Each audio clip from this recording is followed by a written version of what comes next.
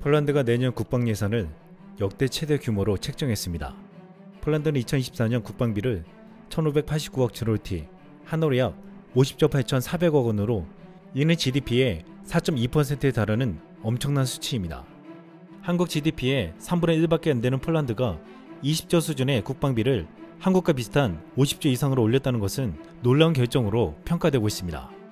한국은 폴란드와 방산 2차 계약을 앞두고 있는데 이렇게 큰 국방비 예산 책정은 한국에게는 반가운 소식이 되고 있습니다. 그동안 폴란드는 한국산 무기를 대거 계약하며 유럽 최강의 군사 대국으로 발돋움하고 있습니다. 그런데 폴란드는 한국산 완제품 무기를 구입하는 것뿐만 아니라 그동안 자신들이 아무리 연구해도 개발하기 힘들었던 분야에서 선진 기술을 갖춘 한국 무기를 도입해 자신들의 무기와 결합시키려는 시도까지 하고 있습니다. 그 중에 가장 대표적인 것이 K9 자주포였습니다. 폴란드가 자주포 개발을 하면서 해결되지 않는 차체를 K9 차체를 도입해 크랩 자주포를 만들었는데 이는 우크라이나전에서 엄청난 공을 세웠습니다. 그리고 이제 폴란드는 K9 자주포 등 한국산 차체를 이용해 무려 700대의 중형 장갑차를 만들려 하고 있습니다. 그동안 폴란드는 자체적으로 개발한 경장갑차 보르스크 무려 1400대를 주문했지만 이는 사실상 전차와 함께 쓰기가 힘들었습니다. 폴란드는 K2 전차와 보르스크 장갑차를 짝을 이뤄 운영하겠다는 계획을 세웠지만 경장갑차에 속하는 보르스크는 방탄 등의 능력이 약해 적의 공격에 쉽게 살아남을 수 없습니다. 그래서 폴란드는 무려 1400대를 도입한다는 보르스크를 두고 K2 전차와 운영할 수 있는 중형 장갑차에 대한 해답을 또 한국에서 찾았습니다. 폴란드에서는 견고한 장갑을 갖추고 승무원을 잘 보호하는 무거운 장갑차가 필요한데 여기서 폴란드는 K9 자주포 차체를 가지고 중형 장갑차를 만들 생각을 한 것입니다. 여기에 레드백의 기술을 얻는다고 했는데 레드백은 5세대 보병 전투 장갑차로 복합서재 고무궤도, 특수 방호 설계, 아이언 비전 헬멧 전시 기능, 능동 이상 배열 레이더 이용, 아이언 피스트 능동 방어 체계, 상태 감지 시스템 등 신기술이 대거 들어가 있습니다. 이렇게 폴란드는 한국의 K9 자주포와 레드백 등 한국의 기술을 이용해서 단숨에 굉장한 무기를 만들려고 하고 있으며 또한 이 무기에 더 강력한 한국산 무기까지 달려고 하고 있습니다. 지금부터 역대급 국방 예산을 세운 폴란드가 한국 무기를 어떻게 도입해 군사 강국이 되려가는지를 자세히 살펴보겠습니다. K2 전차가 바르샤바 퍼레이드의 스타입니다. 에이브람스가 아니라 한국의 K2 전차가 세계에서 가장 비싼 탱크입니다. 폴란드 매체 지에닉은 이번 폴란드 육군의 날 퍼레이드에서 K2 전차를 집중 조명했습니다. K2 전차는 2014년부터 대한민국 육군에서 운영하고 있으며 일본의 10식 전차를 제외하고 21세기에 설계된 유일한 전차라고 말했습니다. 그러면서 미국의 에이브람스 전차보다 무게가 가볍기 때문에 폴란드 북동부에서 작전하기가 적합하다고 했습니다. 또한 1500마력 디젤 엔진을 장착한 K2는 적의 장갑 관통 미사일의 유도를 방해하는 소프트킬 능동 보호 시스템과 미사일 위협에 대응하는 하드킬 시스템도 장착할 수 있다고 말했습니다. 이런 시스템을 가지는 K2 전차는 가장 최신식 전차로 미국의 명품 전차라 불리는 에이브람스보다 가격이 비싼 탱크라고 높게 평가했습니다. 폴란드 매체 디펜스24는 이번 퍼레이드에 총 14대의 K2 전차가 등장했다고 전했습니다. 이 14대 장비는 바르토자이스의 제20 기계화 여단에서 가져왔는데 이 부대는 대한민국에서 인도받은 전차로 재무장한 최초의 부대라고 말했습니다. 현재까지 28대가 이미 폴란드에 도착했고 2025년까지 180대 전차가 인도될 예정입니다. 이탈리아 매체 노티제 다이스트는 이탈리아가 폴란드군의 기갑 전력에 무릎을 꿇었다며 이탈리아의 열악한 상황에 대해서 성토했습니다. 이탈리아는 2015년에 레오파드2를 현대화하는 계약을 체결하고 올해 말까지 총 142대 전차가 업그레이드될 예정이었지만 현재까지 24대만 개량되었다고 했습니다. 현재 이탈리아는 200대 자국산 아리에테 전차를 보유하고 있는데 이 중에 50대만 가동이 가능한 상태입니다. 이탈리아는 현대화는커녕 구식 전차에 가동이 가능한 전차도 적어 형편없는 기갑 전력을 구축하고 있습니다. 하지만 폴란드는 미국 에이브람스 외에도 한국산 K2 전차가 있다며 K2 전차는 전투 능력과 기술 발전으로 찬사를 받았다고 했습니다. 그러면서 이탈리아 매체는 부러운 듯 곧 1000대의 K2 전차가 폴란드에 도착한다고 말했습니다. 폴란드는 이번 퍼레이드에 이탈리아와 스페인에게 보란듯이 14대 K2 전차를 등장시켰습니다. 폴란드는 K2 전차의 현재 수출형 모델인 K2PL 기반의 차세대 전차 개발 사업에 이탈리아와 스페인에게 공동 개발을 제안한 상태입니다. 이미 이탈리아는 제안을 수락한 상태로 확인되었고 스페인은 답변을 기다리는 중으로 알려져 있습니다. 유럽의 차세대 전차 개발에 독일과 프랑스가 완력 다툼을 하고 있는 사이 폴란드와 함께 이탈리아와 스페인은 이 개발에서 제외되자 2년 전부터 반독일 전선을 구축해왔습니다. 업계 관계자는 폴란드 수출형 모델인 K2PL이 차세대 전차 사업을 진행하고 있는 이탈리아와 스페인이 투입될 가능성이 높다며 K2 전차를 기반으로 한 차기 전차가 개발된다면 현대로템에 호재로 작용할 전망이라고 말하기도 했습니다. 최근 유럽에서 방산 시장을 독식하려는 독일과 프랑스는 한국을 극도로 경계하고 있습니다. 이번에 폴란드 퍼레이드의 마지막을 K9 자주포가 장식했는데 프랑스는 최근 루마니아가 K9 자주포 도입을 하는 것에 대한 노골적인 불만을 표출했습니다. 지난 10일 디펜스 루마니아는 프랑스 군사 전문 언론이 루마니아 자주포 구매 사업에 K9 자주포 말고도 프랑스 카이사르 자주포가 더 매력적이었을 것이라고 지적했다고 했습니다. 루마니아는 K9 자주포 90문을 1조 5천억 원에 구입한다고 보도되었는데 프랑스는 원래 루마니아는 프랑스산을 샀어야 한다고 주장하고 있는 것입니다. 프랑스는 한국산과 같이 카이사르 자주포를 단 14개월 만에 인도할 수 있다고 했고 또한 프랑스군이 최근 에이글 임무의 일환으로 이미 4대의 카이사르 자주포를 루마니아에 파견했다고 했습니다. 그런데 루마니아 국방부는 자주포를 카이사르가 쓰는 차륜형이 아닌 궤도형 자주포라고 못 박으면서 카이사르를 완전히 배제했습니다. 루마니아의 이런 결정이 프랑스에게는 아쉽겠지만 이거에서 루마니아는 처음부터 K9 자주포를 구매하려 했고 카이사르는 안중이 없었다고 했습니다. 과거 K9 자주포와 카이사르 자주포를 비교하는 영상이 큰 화제가 되었는데 카이사르가 어렵게 한 발 쏠 동안 K9 자주포는 3발을 쏘고 이미 화면에서 사라졌습니다. 이 영상을 보고 해외 네티즌들은 K9 자주포는 짐승이라면서 한 해의 네티즌은 21세기 자주포 2종의 준비태세 속도를 비교한 매우 흥미로운 영상이라고 말했습니다. 그런데 놀라운 것은 한 해의 네티즌이 이 영상을 보고 이런 댓글을 달았다는 것입니다. 인도 파키스탄 분쟁 시 인도 K9 10기, 파키스탄 40기 이상 카이사르 차륜형 자주포, 인도 무패, 파키스탄 36패, 인도는 그 후 100대 이상의 K9을 주문했습니다. 이 글은 확인된 사실이 아니라 농담에 가까웠지만 실제로 교전이 벌어졌고 인도가 가진 K9 자주포가 엄청난 위력을 낸 것은 분명했습니다. 이번 폴란드 군사 퍼레이드가 끝나고 유럽 각국의 보도와 반응이 전혀 달랐습니다. 이 중에 한국 방산의 유럽 시장 진입을 견제하는 독일과 한국의 방산 수출을 부러워하는 일본은 자국 보도에 한국산 전차와 자주포 영상이나 사진을 게재하지 않았고 독일산 레오파드 전차만 보여줬습니다. 또한 이번에 폴란드가 군사 퍼레이드를 한 가장 큰 목적이 적국 러시아를 보려고 한 것이었는데 러시아 언론이 퍼레이드를 하기 전 K2 전차에 대한 보도를 내놔서 주목받았습니다. 러시아 매체 리스다 랄류는 지난 13일 폴란드는 한국산 K2 탱크를 살 것입니다. 이것이 미국인을 놀라게 하는 이유라는 제목의 기사를 보도했습니다. 이 매체는 밀리터리 워치 미국판이 폴란드 지도부가 한국의 K2 전차를 얻기 위해서 노후화된 전차를 일부러 폐기하려고 우크라이나에 넘기고 있다고 보도했다고 말했습니다. 그러면서 K2 전차의 성능을 나열하면서 굉장하다는 듯 말하면서도 미국의 군사 전문가 다니엘 구루가 나토 동맹국의 장비와 호환되지 않는 한국 전차의 구매가 나토의 심각한 문제를 야기한다고 말했다고 전했습니다. 구루는 바르샤바가 또 다른 공급망을 만들어서 K2와 다른 나토 전투법의 상호작용법을 개발한다고 했다는 것입니다. 아시다시피 한국산 K2 전차는 나토 호환이 가능하면서도 가격도 저렴하고 최단기 수입이 가능해서 유명해졌습니다. 이에 폴란드가 대거 도입하고 이를 이탈리아와 스페인을 비롯해 유럽 국가들에게 수출할 계획까지 세우고 있습니다. 지난 4월 동아시아 안보 전문가 AB 에이브럼스가 미국 외교 전문지 더 디플로맷에 한국 방위산업에 의한 나토 무장은 러시아행 끔찍한 전망이라는 제목의 기고문에서 이렇게 말했습니다. 한국의 육상장비 생산은 나토군 호환 장비를 생산하는 국가 중 가장 건실하다. 한국의 주력 전차인 K2 전차는 러시아와 나토 간 육상 전력의 균형을 무너뜨릴 게임 체인저가 될 것이다. 지금 러시아는 이러한 사실을 알면서도 한국산 전차가 마치 나토와 호환이 안 되는 것처럼 호도하고 있는 것으로 보이고 있습니다.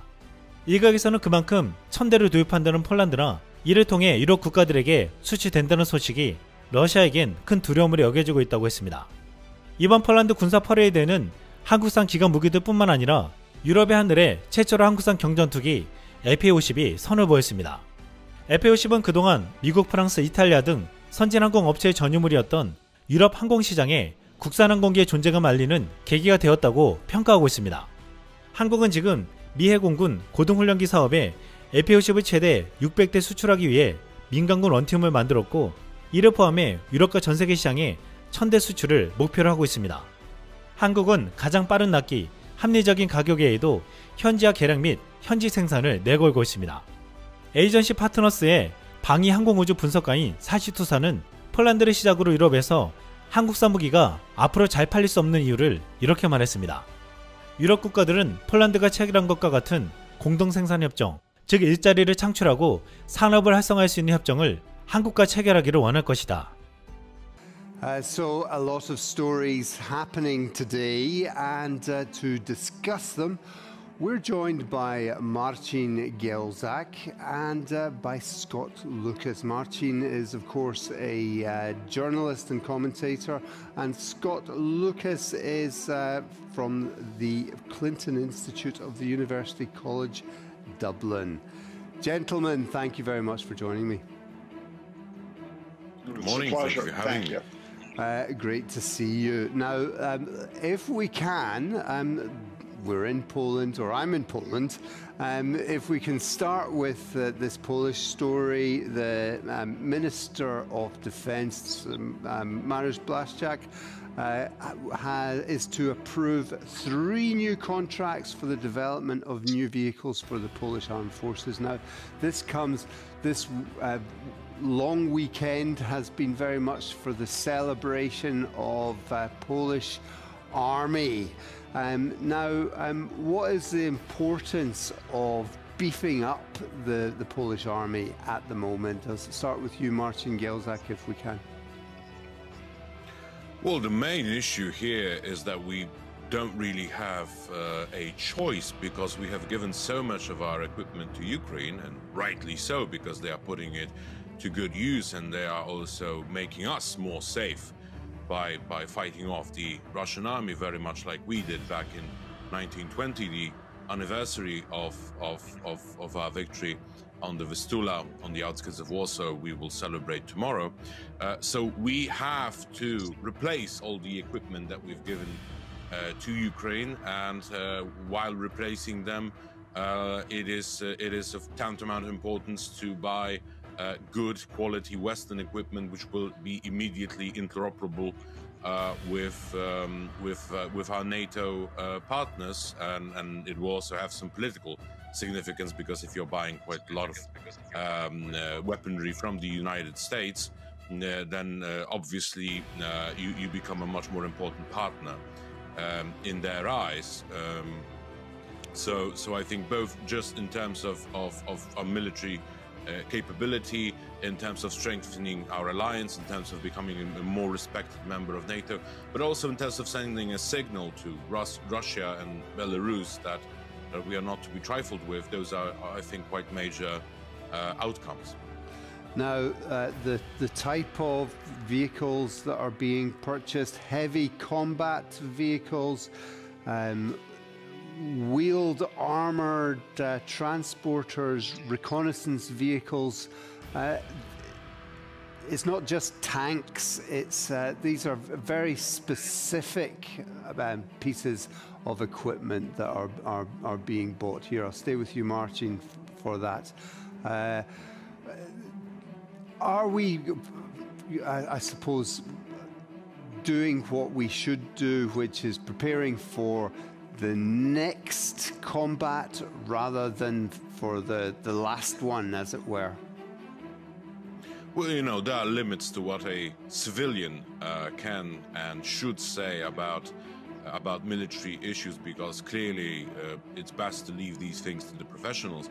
However, it is my understanding that our military men and women are currently analyzing the situation in Ukraine and drawing conclusions, and they see what did work and what didn't in the case of the Ukrainian defense, and looking at that, they have decided what sort of equipment they need, and they've communicated this to the government. I would trust their judgment on this. Okay, now Scott Lucas, how is this viewed from Western Europe? The reinforcement of the Polish army, the eastern flank? Is it understood that this is important at the moment? It's understanding it's important, but I think as Marcin pointed out, it's important to treat this as a Polish story to start off with.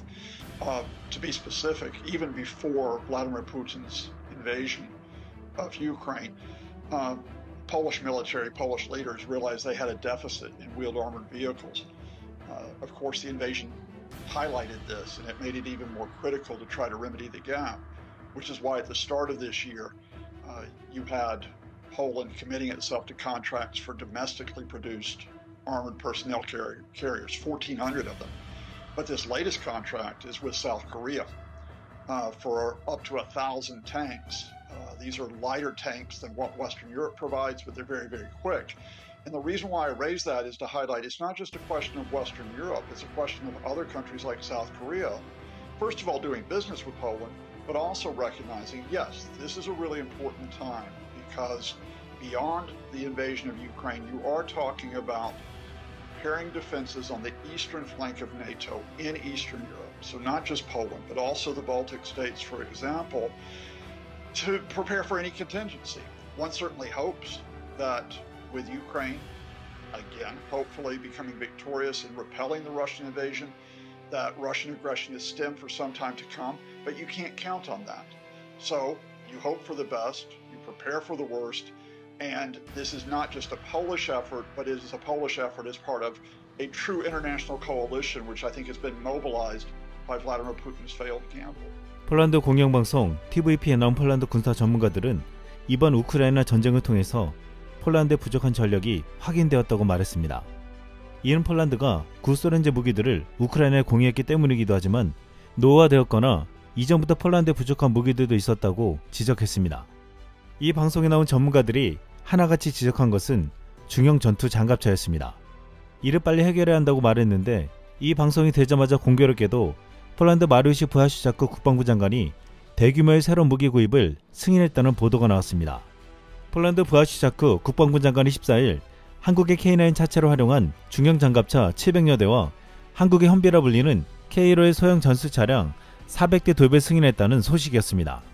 폴란드는 현재 자국산 경량 장갑차 보르숙을 약 1,400대를 생산하는 사업을 진행 중인데 이를 보완하기 위한 무기체계로 지난해부터 최근 호주에 수출한 레드백에 관심을 보여왔습니다. 마리우시 부하슈자크 폴란드 국방부 장관은 지난해 10월 소셜미디어에 레드백 테스트 중이라며 보르숙과 함께 레드백 사진을 함께 올리기도 했습니다. 러시아 우크라이나 침공 이후 유럽 각국에서는 험지 돌파 능력이 뛰어난 궤도형 장갑차와 방어력을 갖춘 전투 차량에 대한 관심이 커지고 있는데 레드백은 이런 시장 동향에 맞아떨어지는 차세대 보병 전투 장갑차로 평가되었습니다. 레드백에 참여한 폴란드군 스탄리크 중령은 레드백은 폴란드가 운영 중인 BWP-1 장갑차에 비해 기술적으로 50년 앞서 있다라고 말한 바 있습니다. 그런데 폴란드는 레드백을 테스트하고 나서 호주 맞춤형 레드백보다 한국산 K9을 사용해 더 뛰어난 장갑차를 만들겠다고 계획했습니다. 레드백은 한국군이 운영 중인 K-21 보병 전투 장갑차의 핵심 기술을 바탕으로 K9에 들어가는 엔진만을 사용해 새롭게 차체를 만든 장갑차였습니다. 폴란드는 이미 크랩 자주포에서 K9 자주포 차체의 탁월함을 체험하고 나서는 자신들은 K9 자주포 차체를 이용해서 중형 장갑차를 만들겠다는 것이었습니다. 폴란드 디펜스24는 K9 차체는 엄격한 테스트 프로그램을 통과하는 것 외에도 크랩 자주포를 통해 우크라이나에서 플랫폼의 신뢰성, 오프로드 기능 및 핸들링으로 찬사를 받으며 실전에서 완벽하게 입증되었다고 평가했습니다. 또한 K9 크랩 플랫폼은 폴란드 엔지니어들의 개조에 최대 50톤의 페이로드를 운반할 수 있는 매우 유연한 설계와 동시에 우수한 성능을 유지한다고 말했습니다. K9 차체에 매료된 폴란드는 이를 가지고 중형 전투 장갑차를 또 만들겠다는 것이었습니다. 또한 무게를 감안할 때 이 중형 장갑차는 최신 자동 대포에 대한 보호 기능을 제공할 것인데 보르숙보다 헤드룸이 훨씬 더 커 차량이 훨씬 더 나은 장갑을 장착할 수 있다고 했습니다. 여기 하드킬 APS 같은 무기까지 달 가능성도 있다고 했습니다. 이렇게 중형 장갑차는 에이브람스 주력전차로 무장한 제18 기계사단이 운영할 것인데 전쟁에서 주요 전투 탱크를 지원할 것이라고 했습니다. 제18 기계사단은 러시아와의 최전방에 배치된 부대 중 하나인데 폴란드는 전차 운영이 가능한 중형 장갑차로 완벽한 전투 지형을 갖추겠다는 것입니다. 폴란드는 이 중형 장갑차에 대한 명칭을 PL-21이라고 붙였는데 K9 플랫폼에 폴란드산 GSSW 30 포탑을 올린다는 것입니다. 이렇게 되면 폴란드에는 크랩 자주포 K9PL, PL-21까지 폴란드형 K9 패밀리가 완성된다고 했습니다. 폴란드는 PL-21 700여 대, 크랩 자주포 224문, K9PL 672문까지 K9 차체를 기반으로 한 자주포 장갑차를 총 1600여 대를 보유하게 됩니다. 이것에 K2 전차 1000여 대를 더하면 2600여 대의 무시무시한 한국산 기갑 전력이 완성됩니다. 폴란드는 14일 새로운 중형 장갑차와 더불어 소형 전술차량 K151 400대 도입에 서명했다고 했습니다. 폴란드 마리우시 부하슈차크 국방부 장관은 14일 우리는 거의 400대 차량을 주문했으며 로스마 공장에서 매우 짧은 시간 안에 생산할 것입니다. 홍커스의 시대는 역사가 되고 있습니다. 우리는 최단 시간 내에 군용으로 사용할 수 있는 검증된 차량을 도입하고 있습니다. 라고 말했습니다. 그는 최단 시간, 검증된 차량이라는 조건으로 한국산 험비란 불리는 K151을 도입해 400대를 생산해내겠다고 했습니다. 기아 자동차가 개발한 K151은 크기가 미국의 험비보다 크며 150마력의 힘을 내는 험비보다 75마력이 더 높은 225마력을 자랑합니다. 최대 속도 또한 험비가 100km이지만 K151은 130km이고 운영거리도 험비보다 80km가 더 깁니다. 자동 변속기에 전후방 에어컨까지 장착되어 있고 내비게이션과 후방 카메라까지 장착되어 있어 젊은 세대까지 운영하기 편한 현 시점 세계 최고의 전술 차량으로 평가받고 있습니다. 약 80cm 하천이나 물 웅덩이를 건널 수 있고 영하 30도의 혹한시에도 운영이 가능하며 40cm 높이의 험로까지 가볍게 탈출이 가능합니다. 무엇보다 놀라운 방어력을 지니고 있는데 지난 2019년 아프리카에 수출된 K151이 적군의 AK-47 소총으로 무차별하게 난사당했지만 차 내 탑승자들을 안전하게 보호해냈습니다. 처음으로 실전에서 K151의 성능이 제대로 입증된 것으로 K151은 현재 칠레 해병대와 투르크메니스탄 육군도 쓰고 있습니다. K151에는 현궁 대전차 미사일을 장착할 수 있어 폴란드는 현궁까지 도입할 가능성이 큰데 이미 다수의 국가들이 현궁 대전차 미사일로 무장한 K151을 운영하고 있는 것으로 알려져 있습니다. 이번 우크라이나 전쟁에서 미국의 제블린이 엄청난 성과를 냈는데 현궁은 이에 필적할 만한 성능을 가지고 있다고 평가받고 있습니다. 현궁은 북한의 구형 전차는 대부분 파괴할 수 있는데 러시아에 운영 중인 주력 전차들에게도 무서운 무기라고 했습니다.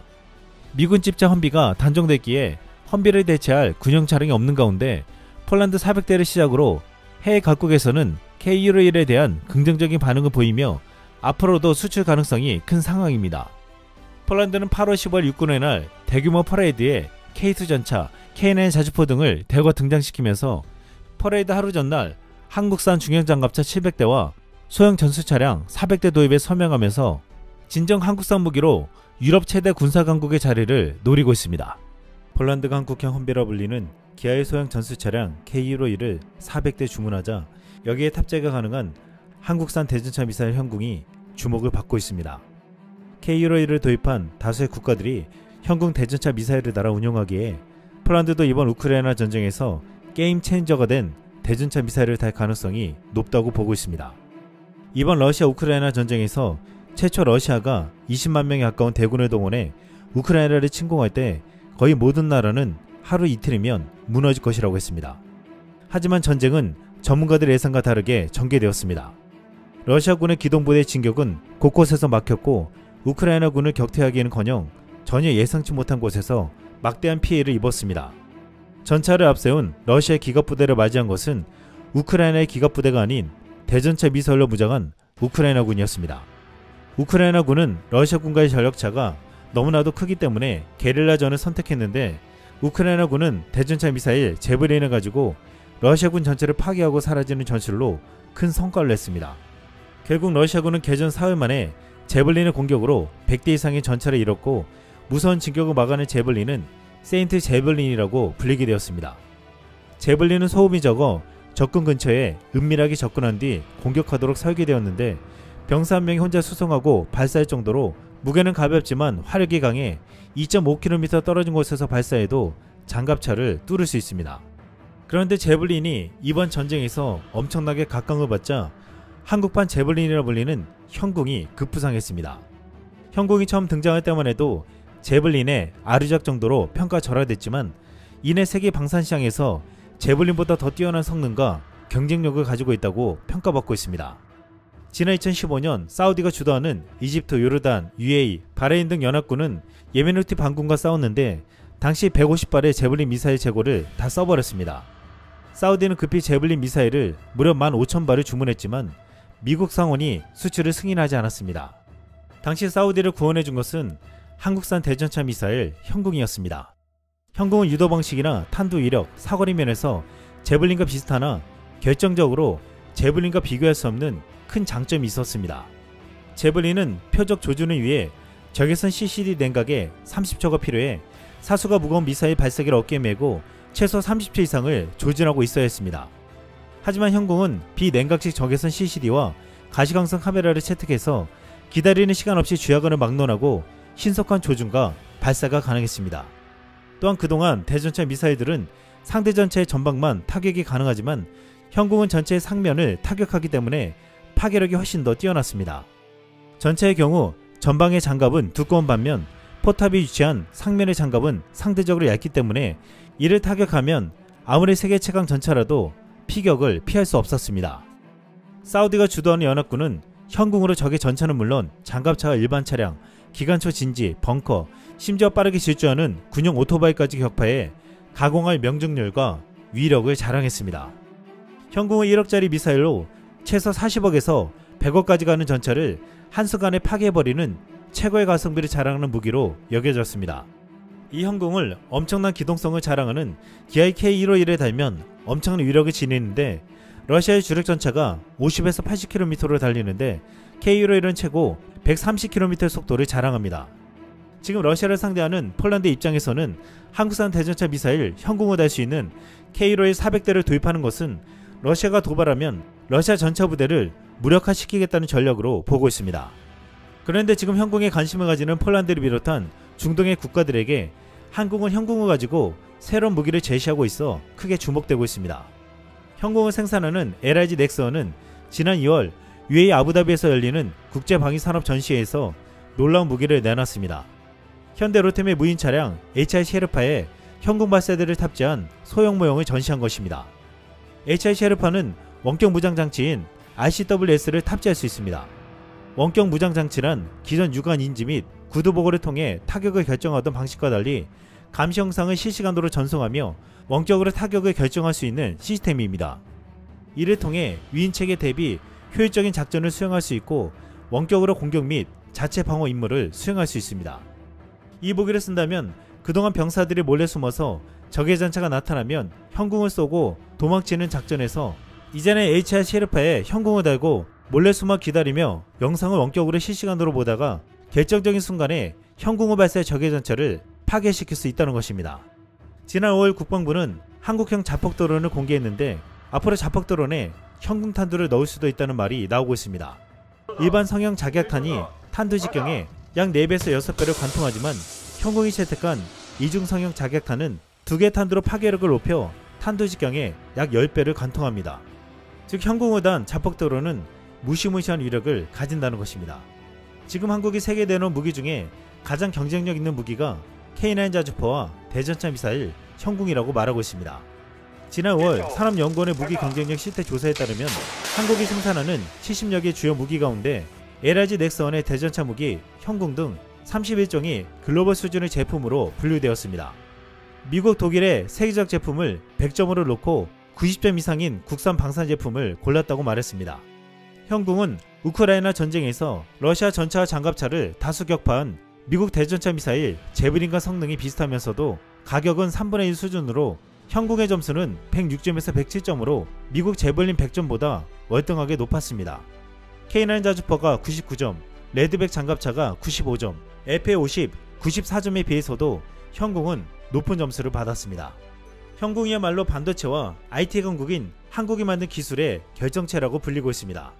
현궁은 기본적으로 사거리가 2.5km 이상으로 전차 사거리 밖에서 발사하는데 발사 후 망각 방식으로 조준하고 방아쇠만 당기면 미사일 스스로가 전차를 찾아갑니다. 한국은 현궁에 외국 기술 하나도 쓰지 않고 다양한 첨단 핵심 기술들을 개발해 넣었습니다. 현궁의 앞부분엔 미사일의 눈에 해당하는 탐색기는 전차가 발사하는 열을 탐지해 추적하는 기능을 담당하는데 LIG 넥서원은 독자적인 이미지의 추적 기술 개발도 절대 쉽지 않았지만 이것을 결국 국내 기술로 개발해냈습니다. 형궁에 탑재된 탐색기가 전체 열을 검출하려면 소자 자체가 영하 170도 이하로 떨어져야 하고 전차가 나타났을 때 바로 사격해야 하므로 불과 수초 이내에 영하 170도까지 급속히 냉각되어야 합니다. 탐색기 안에는 JT 냉각기가 들어있는데 이것 또한 어렵게 국산화에 성공했습니다. 형궁을 비롯한 미사일은 대부분 장기간 보관으로 시간이 지나면서 방전되는 일반적인 전지를 사용할 수 없어 방전되지 않으면서 필요시 전력 에너지를 방출할 수 있는 특선 열전지를 사용합니다. 열전지는 기술 유출을 극도로 꺼리는 몇몇 선진국의 독점물로 전략 모두 수입산이었지만 형궁 개발 과정에서 이것마저 국산화에 성공했습니다. 형궁 개발 과정에선 빼놓을 수 없는 것이 이러한 모든 것을 최적화해서 집어넣어야 하는 유도탄 체계 설계인데 국내 연구진은 개발 기간 내에 0.1mm 길이와 0.1g의 무게와 사투를 벌인 끝에 개발에 성공해냈습니다. 형궁은 이번에 폴란드가 K-로이 400대를 수입하면서 함께 도입할 가능성이 크지만 미국에서도 형궁을 살 가능성도 제기되고 있습니다. 미국은 우크라이나에 제블린 8,000발을 주고 155mm 포탄은 무려 107만 발을 주었습니다. 미국의 3대 싱크탱크인 전략국제문제연구소는 포탈 100만 발을 다시 채우는데 5년, 제블린 8,000발을 창고에 쌌는데 6에서 7년은 걸린다고 전망했습니다. 당장 중국이 대만을 침공할 경우 미군이 이를 억제할 만큼의 충분한 무기 재고가 없다며 한국판 제블린이라 불리는 형궁을 도입한다는 의견이 나오고 있다는 것입니다. 한국 기술력의 결정체라 불리는 형궁이 이제는 중동을 넘어 유럽과 전세계 시장에서 러브콜을 받고 있습니다. 이상 쓸멍이었습니다.